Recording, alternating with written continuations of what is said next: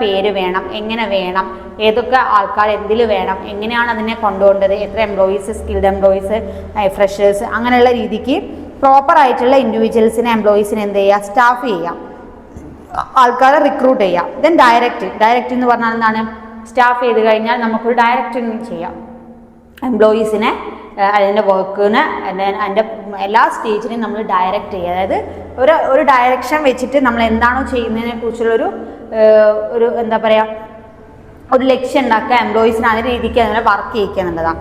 Last one എന്താണ്, controlling. പിന്നെ എല്ലാ ഡിപ്പാർട്ട്മെൻറ്റ്സിനും എല്ലാ സ്റ്റാഫിനെയും എല്ലാ കാര്യങ്ങളും ഒരു കൺട്രോളിങ് ഉണ്ടായിരിക്കുക. അപ്പോൾ ഇത്രയും ഫങ്ഷൻസ് ആണ് ഒരു മാനേജ്മെൻറ്റ് ഫങ്ഷൻസ് എന്ന് പറയുന്നത്. പ്ലാനിങ് ഉണ്ടായിരിക്കണം, ഓർഗനൈസിങ് ഉണ്ടായിരിക്കണം, സ്റ്റാഫിങ്. ഇത് ഇമ്പോർട്ടൻ്റ് ആണ് ഈ 5 പോയിന്റ്സ് എന്ന് പറയുന്നത് കേട്ടോ. സ്റ്റാഫിങ് കഴിഞ്ഞാൽ പിന്നെ ഡയറക്റ്റ് ചെയ്യണം, അങ്ങനെ കോർഡിനേറ്റ് ചെയ്യുക. ഈ 5 ഫങ്ഷൻസും വർക്ക് ചെയ്യുന്നതിനെയാണ് നമ്മളൊരു മാനേജ്മെൻറ്റ് എന്ന് പറയുന്ന ഫങ്ഷൻസ് ഓഫ് മാനേജ്മെൻറ്റിൽ വരുന്നത്. ദെൻ നമ്മൾ നെക്സ്റ്റ് ഇനി നോക്കാൻ പോകുന്നത് കോർഡിനേഷൻ. വാട്ട് ഈസ് കോർഡിനേഷൻ എന്നുള്ളതാണ്. മാനേജ്മെൻറ്റ് കഴിഞ്ഞ് കഴിഞ്ഞാൽ നെക്സ്റ്റ് നമ്മൾ നോക്കുന്നത് കോർഡിനേഷൻ. എന്താണ് കോർഡിനേഷൻ കൊണ്ട് ഉദ്ദേശിക്കുന്നത്? What is coordination? കോർഡിനേഷൻ എന്ന് പറഞ്ഞാൽ it is a orderly arrangement of group efforts to provide unity of action for the attainment of common purpose അല്ലേ. അതായത് കോർഡിനേഷൻ എന്ന് പറഞ്ഞാൽ എന്താ, പൊതുവേ നമ്മളൊക്കെ കോർഡിനേഷൻ എന്ന് പറയുന്നതാണ്. എന്താ വെച്ചാൽ ഒരു ഗോൾ അല്ലെങ്കിൽ ഒരു പർപ്പസിന് വേണ്ടിയിട്ട് എല്ലാവരും കൂടി ഒന്നിച്ച് വർക്ക് ചെയ്യുക അല്ലേ.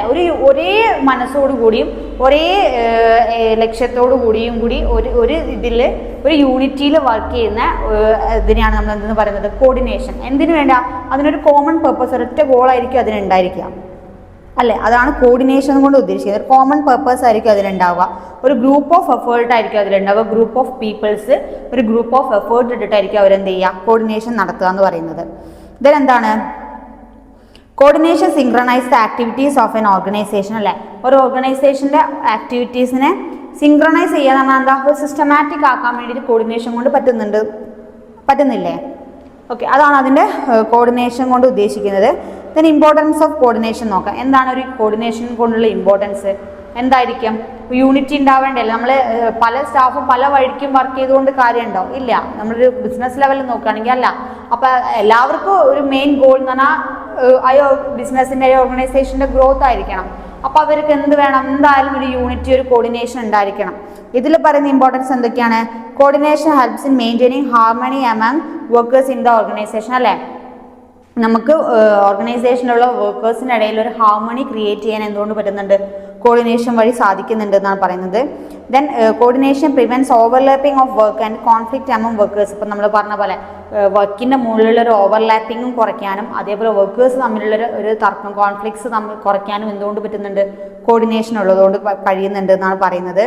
Coordination helps to achieve ultimate objectives of the organisation but establishing direct contact between management and employees അല്ലേ. നമുക്കൊരു കോർഡിനേഷൻ വഴി നമ്മളെ ഓർഗനൈസേഷൻ്റെ ഒബ്ജക്റ്റീവ്, ഒരു അൾട്ടിമേറ്റ് ഒബ്ജക്റ്റീവ് നമുക്ക് അച്ചീവ് ചെയ്യാനായിട്ട് പറ്റുന്നുണ്ട്. അതേപോലെ തന്നെ എന്താണ്, മാനേജ്മെൻറ്റും എംപ്ലോയീസും തമ്മിലുള്ള ഒരു ഡയറക്റ്റ് കോർഡിനേഷനും ഒരു ഇൻട്രാക്ഷനും കോർഡിനേഷൻ കൊണ്ട് സാധിക്കുന്നുണ്ട് എന്ന് പറയുന്നത്. പിന്നെ increasing efficiency and moral of the എംപ്ലോയീസിൻ്റെ എഫിഷ്യൻസിയും അവരെ മോറൽസ് എന്ന് പറഞ്ഞാൽ അവരുടെ വാല്യൂസും ഒക്കെ കൂട്ടാനായിട്ട് നമുക്ക് കോർഡിനേഷൻ കൊണ്ട് കഴിയുന്നുണ്ട്. then reducing time and cost of operations അല്ലേ. നമുക്കൊരു വർക്ക് നടത്താനുള്ള ടൈമും അതിൻ്റെ കോസ്റ്റും ഒക്കെ എന്തുകൊണ്ട് പറ്റുന്നുണ്ട്? കോർഡിനേഷൻ വഴി കുറയുന്നുണ്ട്. അപ്പോൾ coordination is N important tool of എന്തിൻ്റെ മാനേജ്മെൻറ്റ് അല്ലെങ്കിൽ ബിസിനസ്സിൽ എന്ന് പറയുന്നത്. ഓക്കെ, ദെൻ എന്താണ് നമ്മൾ നോക്കാൻ പോകുന്നത്?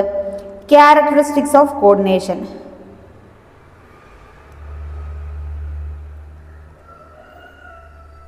ക്യാരക്ടറിസ്റ്റിക്സ് ഓഫ് കോർഡിനേഷൻ എന്തൊക്കെയാണ് വരുന്നത്? ഫസ്റ്റ് വൺ എന്താണ്? Coordination is the essence of management അല്ലേ. ഇപ്പം നമ്മൾ പറഞ്ഞ അതിൻ്റെ ഒരു നീഡ് ഇമ്പോർട്ടൻസ് പറഞ്ഞാൽ തന്നെ ക്യാരക്ടറിസ്റ്റിക്സ് മനസ്സിലാക്കാൻ പറ്റും. ഫസ്റ്റ് വൺ എന്താണ്? Coordination is the essence of management. Management ഏറ്റവും എസെൻഷ്യൽ ആയിട്ടുള്ള ഒരു ഫംഗ്ഷൻ ആണ് എന്തെന്ന് പറയുന്നത്? കോർഡിനേഷൻ. അതിന് കൂടുതൽ എക്സ്പ്ലനേഷൻ ആവശ്യമില്ലല്ലോ. ഇതെന്താണ്? Coordination needed at all levels of management അല്ലേ. മാനേജ്മെൻറ്റ് എല്ലാ ലെവൽസിലും നമുക്ക് എന്ത് വേണം? കോർഡിനേഷൻ. കോർഡിനേഷൻ എന്ന് പറഞ്ഞാൽ ഒരു ഏറ്റവും ഇമ്പോർട്ടൻറ്റ് കാര്യമാണ്. അതിപ്പോൾ നമുക്ക് സ്റ്റേജ് 1 തൊട്ടിട്ട് ലാസ്റ്റ് വരെ ആ ഗോൾ അച്ചീവ് ചെയ്യുന്നത് വരെ നമുക്ക് എല്ലാ സ്റ്റേജിലും എന്ത് വേണ്ടതാണ്? കോർഡിനേഷൻ വേണം. ഓരോ പ്ലാനിങ് സ്റ്റേജിലായാലും ശരി, ഓർഗനൈസിങ് സ്റ്റേജിൽ, സ്റ്റാഫിംഗ് സ്റ്റേജിൽ, അങ്ങനെ എല്ലാ സ്റ്റേജിലും നോക്കുകയാണെങ്കിലും അല്ലെങ്കിൽ എല്ലാ ഫംഗ്ഷനിങ്ങിലും വർക്കിനും നോക്കുകയാണെങ്കിലും നമുക്ക് എന്ത് വേണം? കോർഡിനേഷൻ വേണം. അപ്പം അറ്റ് ഓൾ ലെവൽസിൽ നമുക്ക് എന്ത് വേണം? കോർഡിനേഷൻ ഉണ്ടായിരിക്കണം എന്നാണ് പറയുന്നത്. Then coordination is A continuous activity അല്ലേ? നമ്മൾ പറഞ്ഞു കോർഡിനേഷൻ എന്ന് പറഞ്ഞാൽ നമ്മളെ ഇതുപോലെയാണ്, ഇതുപോലെ ഡയറക്ഷൻ മാനേജ്മെന്റ് പോലെയാണ്. It is also A continuous activity.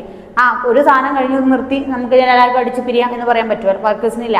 അവർ ആ യൂണിറ്റി, ആ കോർഡിനേഷൻ ആഫ്റ്റർ ലോങ് ടൈം നമ്മൾ അത് ആ ബിസിനസ്സിൽ വർക്ക് ചെയ്യുന്നവരെ കീപ്പ് ചെയ്യണം. അപ്പോൾ അത് കണ്ടിന്യൂസ് ആക്ടിവിറ്റീസ് ആണ്. അതുപോലെ കോൺഷ്യസ് ആക്ഷൻ ആണ് അല്ലേ? കോർഡിനേഷൻ ഉണ്ടാവുക എന്ന് പറയുന്നത് തന്നെ ഉണ്ടാവുന്ന ഒരു കാര്യമല്ല, കോൺഷ്യസ് ആക്ഷൻ ആണ്. നമ്മൾ എല്ലാവരും ഒന്നിച്ച് ചിന്തിച്ച് ഒരുമിച്ച് പ്രവർത്തിച്ചാൽ മാത്രമേ എന്തുണ്ടാവുള്ളൂ? കോർഡിനേഷൻ ഉണ്ടാവും. അപ്പോൾ ഒരു കോൺഷ്യസ് ആക്ഷൻ ആണ് കോർഡിനേഷൻ എന്ന് പറയുന്നത്. Then coordination attempt to achieve objective, ഒരു ഒബ്ജക്റ്റീവ് അച്ചീവ് ചെയ്യാൻ വേണ്ടിയിട്ടാണ് കോർഡിനേഷൻ ഉണ്ടായിരിക്കുക എന്ന് പറയുന്നത്. അപ്പോൾ ഇത്രയുമാണ് അതിൻ്റെ എന്തെന്ന് പറയുന്നത്? ക്യാരക്ടറിസ്റ്റിക്സ് കൊണ്ട് നമ്മൾ ഉദ്ദേശിക്കുന്നത്. ദെൻ പ്രിൻസിപ്പിൾസ് ഓഫ് മാനേജ്മെന്റ് ആണ് നമ്മൾ നെക്സ്റ്റ് നോക്കാൻ പോകുന്നത്. ക്യാരക്ടറിസ്റ്റിക്സ് കഴിഞ്ഞ് പ്രിൻസിപ്പിൾസ് ഓഫ് മാനേജ്മെന്റ്. മാനേജ്മെന്റിന്റെ പ്രിൻസിപ്പിൾസ് എന്തൊക്കെയാണ്? ഫസ്റ്റ് വൺ എന്താണ്? കോൺസെപ്റ്റ്.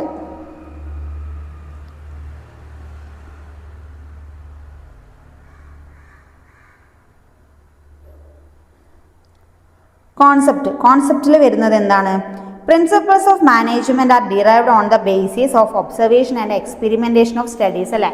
ഒരു മാനേജ്മെന്റിന്റെ പ്രിൻസിപ്പിൾസ് ഉണ്ടാവുക എന്ന് പറയുന്നത് അതിൻ്റെ ആ മാനേജ്മെന്റിന്റെ ഒബ്സർവേഷനിലും അവരുടെ എക്സ്പെരിമെന്റിലും അവരുടെ സ്റ്റഡീസിലും അവരുടെ നോളേജിലും ഒക്കെയാണ് എന്തെന്ന് വരുന്നത്? ഒരു മാനേജ്മെന്റിന്റെ പ്രിൻസിപ്പിൾസ് ഉണ്ടാവുക എന്ന് പറയുന്നത്. ദെൻ എന്താണ് പറയുന്നത്? Nature of principles of management. ഏതൊക്കെ നാച്ചുറൽ പ്രിൻസിപ്പിൾസ് ഓഫ് മാനേജ്മെന്റ് ആണ് വരുന്നത്? ഫസ്റ്റ് വൺ യൂണിവേഴ്സലിലുണ്ട് അല്ലെ? നമ്മൾ പറഞ്ഞു management is A universal process, നമ്മൾ ഡിസ്കസ് ചെയ്ത് പോയ ടോപ്പിക്കാണ്. ദെൻ ഫ്ലെക്സിബിൾ ലെവൽ അല്ലെ? അതിന്റെ ഫ്ലെക്സിബിലിറ്റിയിലും അതൊരു നാച്ചുറൽ ആണ്. ദെൻ എന്താണ്? Attend to influence human behaviour. ഒരു വ്യക്തികളുടെ ബിഹേവിയർ അനുസരിച്ചും നമുക്ക് എന്താ മാനേജ്മെന്റിന്റെ പ്രിൻസിപ്പിൾസ് ഡിറൈവ് ചെയ്യാൻ പറ്റുന്നുണ്ട്. Then cause and effect of relationship, അതായത് അതിൻ്റെ ഒരു മാനേജ്മെന്റിന്റെ കോസ് ആൻഡ് എഫക്റ്റിൽ, അതായത് നമ്മളെ അതിൻ്റെ ഓരോ ഗ്രോത്തിലും നമുക്ക് എന്താ ചെയ്യാൻ പറ്റും? ഒരു മാനേജ്മെന്റ് പ്രിൻസിപ്പിൾസ് അഡോപ്റ്റ് ചെയ്യാൻ പറ്റും എന്നാണ് പറയുന്നത്. ദെൻ എന്താണ് നമ്മൾ നോക്കുന്നത്?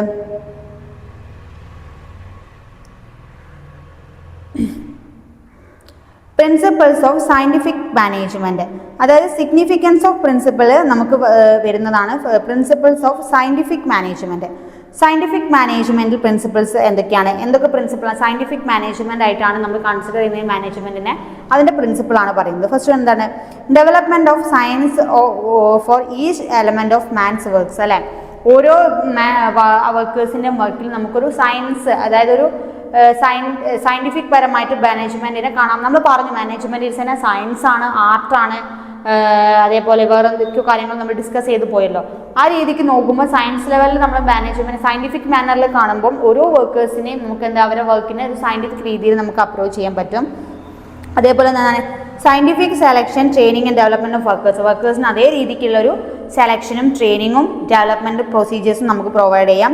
Close operation between workers and management അല്ലെ? വർക്കേഴ്സും മാനേജ്മെന്റും തമ്മിൽ നമുക്കൊരു ക്ലോസ് ആയിട്ടുള്ളൊരു വർക്ക് അറ്റ്മോസ്ഫിയർ ക്രിയേറ്റ് ചെയ്യാൻ പറ്റുന്നുണ്ട്.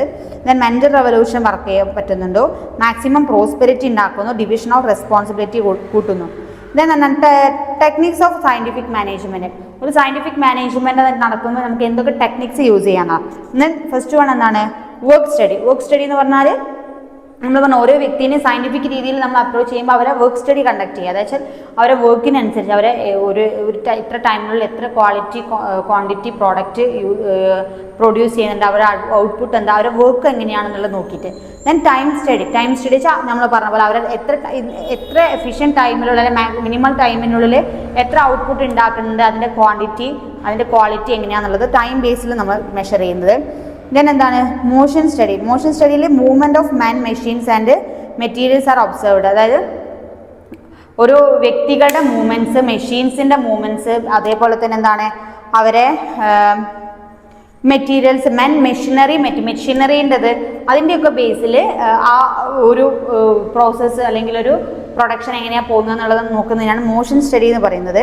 ദെൻ ഫാക്ടീഗ് സ്റ്റഡിയിൽ നമ്മൾ നടത്തുന്നത് objective and critical examination of cause and consequences of fatigues. അതായത് നമ്മൾ ഒബ്ജക്റ്റീവായിട്ടും അതിൻ്റെ ക്രിട്ടിസൈസ് ചെയ്തിട്ടും എന്താണ് നോക്കിയിട്ടുള്ളത് സ്റ്റഡീനെ ഫാക്ടീവ് സ്റ്റഡി എന്ന് പറയുന്നത്.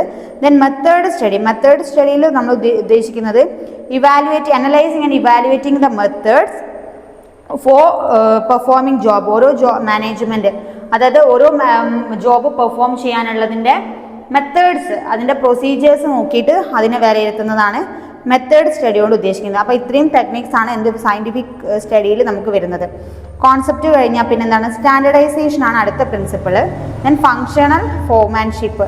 സ്റ്റാൻഡർഡൈസേഷൻ എന്ന് പറഞ്ഞാൽ എന്താണ്, it refers to the methods of selecting standard materials machine and, അതായത് നമ്മൾ ഒരു മാനേജ്മെൻറ്റ് അല്ലെങ്കിൽ ബിസിനസ്സിലേക്ക് ഏറ്റവും സ്റ്റാൻഡേർഡ് ആയിട്ടുള്ള മെറ്റീരിയൽസ്, അതേപോലെ മെത്തേഡ്സ് ഒക്കെ യൂസ് ചെയ്യുക എന്നുള്ളതാണ് ഒരു ജോബ് പെർഫോം ചെയ്യാൻ വേണ്ടിയിട്ടുള്ളത് നോക്കുന്നതാണ് സ്റ്റാൻഡർഡൈസേഷൻ കൊണ്ട് ഉദ്ദേശിക്കുന്നത്. ദെൻ ഫങ്ഷണൽ ഫോമാൻഷിപ്പ്, ഇതിലെന്താണ് വരുന്നത്, under functional foremanship worker is supervised by several specialist aid form control various aspect of production. അതായത് ഫങ്ഷണൽ ഫോമാൻഷിപ്പ് എന്ന് പറഞ്ഞാൽ ഏറ്റവും സൂപ്പർവൈസ്ഡ് ആയിട്ടുള്ള അല്ലെങ്കിൽ ടാലൻറ്റഡ് ആയിട്ടുള്ള ഒരു ഫോമാനിനെ നമ്മൾ എന്തിൽ വെക്കുക, അവർ ആ പ്രൊഡക്ഷൻ്റെ വാരിയസ് ആസ്പെക്ട്സ് ഒക്കെ കൺട്രോൾ ചെയ്യാനും നോക്കാനും വേണ്ടിയിട്ട് നമ്മൾ സെലക്ട് ചെയ്യുന്ന ഒരു പ്രോസസ്സാണ് ഫങ്ഷണൽ ഫോമാൻഷിപ്പ് കൊണ്ട് ഉദ്ദേശിക്കുന്നത്. Then fourth one shop disciplinarian എന്ന് വെച്ചാൽ is a responsibility to maintain discipline. അതായത് നമ്മൾ ഒരു മാനേജ്മെൻറ്റിൽ ഒരു ഫോമാനിനെയൊക്കെ വെക്കുകയാണെന്ന സമയത്ത് ഹീസ് റെസ്പോൺസിബിൾ ഫോർ ദ എല്ലാ maintenance and discipline of the management എന്നുള്ള കാര്യങ്ങൾ നോക്കുക എന്നുള്ളതാണ്. അപ്പം അത്രയും കാര്യങ്ങളാണ് അതിന് എന്തെന്ന് വരുന്നത്, പ്രിൻസിപ്പിൾസ് ഓഫ് മാനേജ്മെൻറ്റിൽ വരുന്നത്. ഓക്കെ, അതൊരു ഇമ്പോർട്ടൻറ്റ് ക്വസ്റ്റ്യൻ ആണ്, എക്സാമിന് ചോദിക്കാൻ ചാൻസ് ഉള്ള എന്തൊക്കെ പ്രിൻസിപ്പിൾസ് ആണ് ഒരു മാനേജ്മെൻറ്റിന് വരുന്നത് എന്നുള്ളതാണ്, അതിൻ്റെ ടെക്നിക്സ് അതെങ്ങനെ അപ്ലൈ ചെയ്യുക എന്നുള്ളത്. ഇത് ജനറൽ പ്രിൻസിപ്പിൾ എന്താണ്, നോർമലി ഇത് നമ്മൾ പ്രിൻസിപ്പിൾസ് ആണ്, അതല്ലാതെ കുറേ ജനറൽ പ്രിൻസിപ്പിൾസ് ഉണ്ട്, ജനറലായിട്ട് കുറച്ച് പ്രിൻസിപ്പിൾസ് ഉണ്ട് മാനേജ്മെൻറ്റ്. അതല്ലാത്ത കാര്യങ്ങളാണ് നമ്മൾ നോക്കി കോൺസെപ്റ്റിൽ, ഫങ്ഷണലിൽ, അതേപോലെ തന്നെ ഇപ്പോൾ ലാസ്റ്റ് നമ്മൾ നോക്കി ഡിസിപ്ലിനറി ആക്ഷനിൽ വരുന്ന കാര്യങ്ങളൊക്കെ.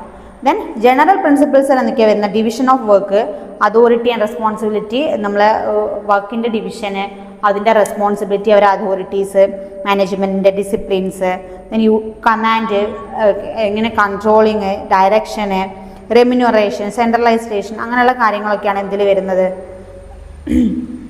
ജനറൽ പ്രിൻസിപ്പിൾസ് വരുന്നത്. അപ്പോൾ ഇത്രയും ഏരിയാസ് ആണ് എന്തിൽ വരുന്നത്, ഫണ്ടമെന്റൽസ് ഓഫ് മാനേജ്മെൻറ്റ് എന്ന് പറഞ്ഞാൽ. ഓക്കെ.